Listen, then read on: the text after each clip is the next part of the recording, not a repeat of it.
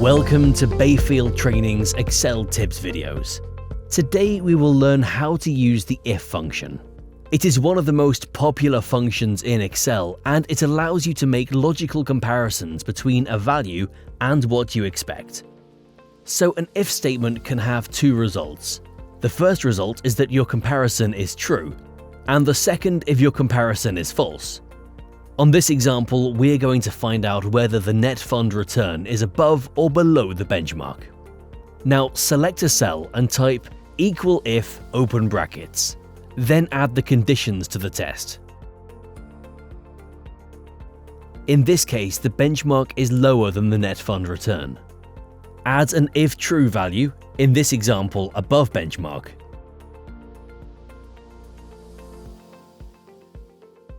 And an if false value, in this example below benchmark.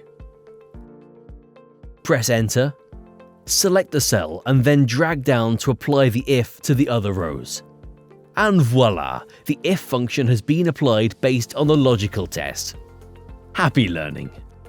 Follow us on our social media platforms to learn more about our Excel tips. And for more information about our executive education courses, visit our website www.bayfieldtraining.com.